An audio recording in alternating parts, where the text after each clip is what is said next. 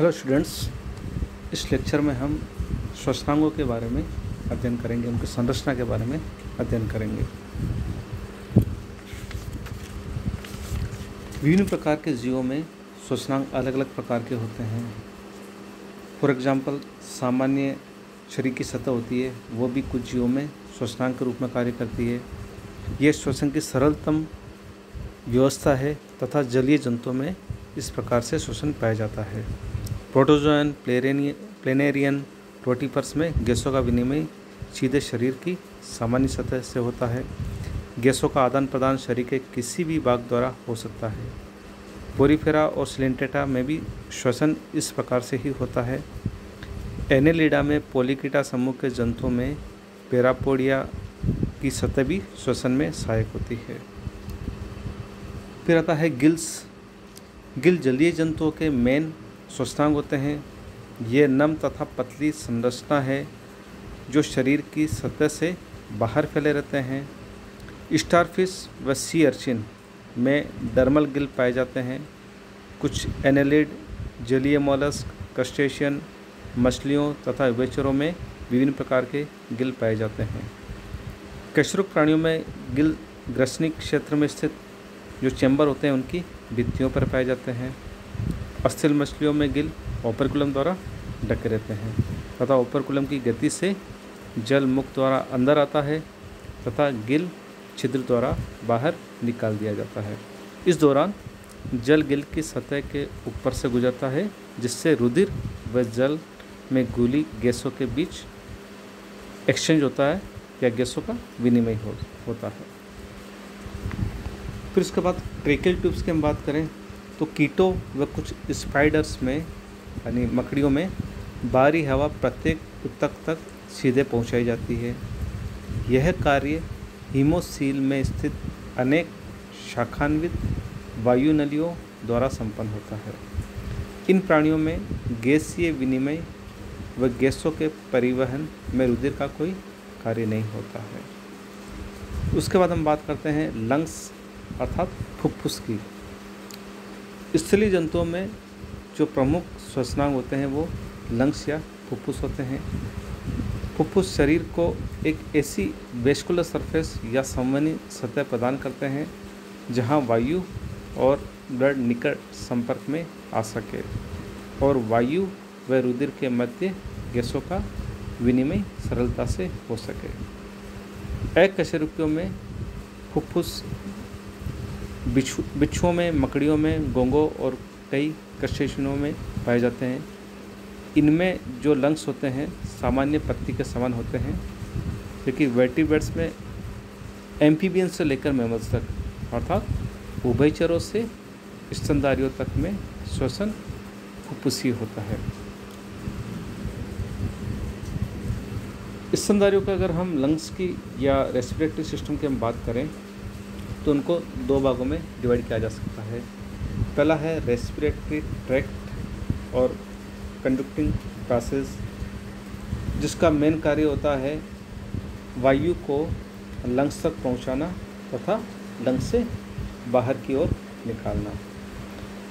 ये जो पार्ट होता है इसमें नेजल कैविटी यानी नासा गुहा, फेरिंग्स यानी ग्रसनी, ट्रेकिया, दो प्राथमिक ब्रोंकाई, सेकेंडरी टर्सरी ब्रोंकाई और टर्मिनल ब्रोंकियोल्स इस भाग को बनाते हैं।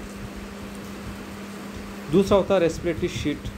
इसका कार्य होता है रक्त और वायु के बीच में गैसों का विनिमय करना, और ये बनता है रेस्पिरेटरी ब्रोंकियोल से, एल्वुलर डक्ट से, एट्रिया से, एल्वुलर सैक से और एल्वुली यानी वायु कोपिका द्वारा इन भाग का निर्माण होता है।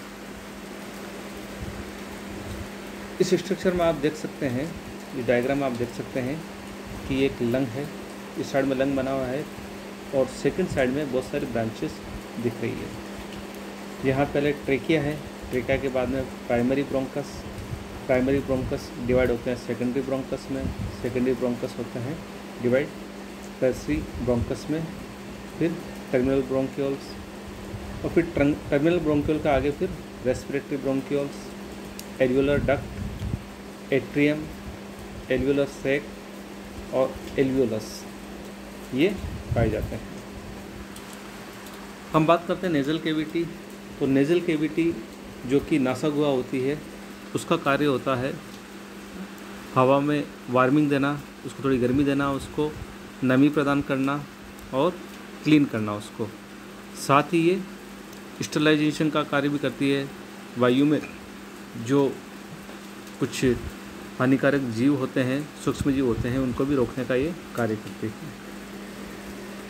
सेकंड जो भाग है फेरिंग्स यानी ग्रसनी, ये एलिमेंट्री कैनाल और रेस्पिरेटरी ट्रैक्ट दोनों के लिए कॉमन होती है और इसको 3 भागों में डिवाइड किया जा सकता है, नेजोफेरिंग्स, ओरोफेरिंग्स और लेरिंगोफेरिंग्स। नेजोफेरिंग्स, ओरोफेरिंग्स और लेरिंगोफेरिंग्स। नेजोफेरिंग्स होती है, वो होता है जो सॉफ्ट तालु होता है, कोमल तालु, उसके ऊपर का भाग बनाता है। और ओरोफेरिंग्स होता है, वो बकल कैविटी यानी मुख गुहा में ही कंटिन्यू होता है आगे।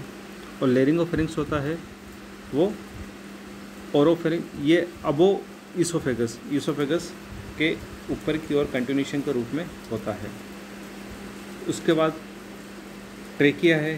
ट्रेकिया के बाद में आगे 2 प्राइमरी ब्रोंकस होते हैं। जो प्राइमरी ये ट्रेकिया की हम बात करें तो ट्रेकिया को विंड पाइप भी बोलते हैं और ये लेरिंग्स के आगे की ओर कंटिन्यू रहता है।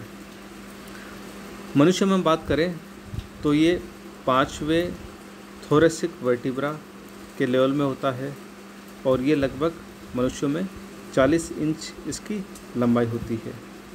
इसमें 16 से लेकर 20 तक इनकम्प्लीट या सी शेप के रिंग्स पाई जाती है, जो कि हाइलिन उपास्थि द्वारा बनी होती है। उसके बाद हम ब्रोंकाई की बात करें तो जो प्राइमरी ब्रोंकाई होते हैं लंग में, वो 2 स्मॉल ब्रोंकाई में डिवाइड हो जाते हैं। और उसके बाद हम बात करते हैं लंग्स की, तो लंग्स 2 होते हैं जो कि मेडियास्टिनम द्वारा सेपरेट होते हैं। ये जो मेडियास्टिनम स्ट्रक्चर होता है उसमें हार्ट, ग्रेट वेसल्स, ईसोफेगस और ट्रेकिया ये पाई जाती है। मनुष्य में जो लेफ्ट लंग होता है, लेफ्ट फुफ्फुस होता है, उसमें 2 लोब पाई जाती है, एंटीरियर और पोस्टीरियर, यानी अग्रपाली और पश्चपाली। और जो राइट साइड का जो लंग होता है उसमें 3 लोब्स या 3 पालियाँ पाई जाती है, एंटीरियर, मिडल और पोस्टीरियर, यानी अग्रपाली, मध्यपाली और पश्चपाली। ये जो लंग होते हैं इनके चारों ओर मेम्ब्रेन्स पाई जाती है, सीरस मेम्ब्रेन होती है। ये 2 लेयर्स होती है, एक तो होती है पैराइटल प्लूरा जो कि चेस्ट की जो वॉल होती है और डायफ्राम का जो ऊपर का हिस्सा होता है उसको ये कवर करती है, पैराइटल प्लूरा। दूसरा है विसरल प्लूरा जो कि लंग के साथ फर्मली अटैच होती है, अच्छे से उससे जुड़ी हुई रहती है। और दोनों जो प्लूरा है, पैराइटल और विसरल प्लूरा, उनके मध्य में कुछ लिक्विड पाया जाता है जिसको प्लूरल फ्लूइड बोला जाता है। हम अगर आंतरिक संरचना, लंग्स की आंतरिक संरचना की हम बात करें तो मनुष्य का जो लंग होता है उसमें कई एल्वियोलाई पाई जाती है, कुपिकाएँ पाई जाती है और ये लगभग 80 से लेकर 100 स्क्वायर मीटर का क्षेत्रफल इनका होता है। और इनमें जो केशिकाएँ पाई जाती है उनकी हम टोटल लेंथ की बात करें, टोटल लंबाई की बात करें तो इनकी टोटल लंबाई लगभग 19,000 किलोमीटर होती है। तो इस प्रकार ये जो लंग होते हैं मनुष्य में और दूसरे मैमल्स में, ये 2 भागों के बने होते हैं। एक तो वो भाग जो कि हवा को कुपिकाओं और जहाँ एक्सचेंज होता है उस भाग तक पहुँचाता है वायु को, और दूसरा वो भाग होता है जहाँ पे कि वास्तव में रक्त और वायु के मध्य कार्बन डाइऑक्साइड और ऑक्सीजन का आदान प्रदान होता है।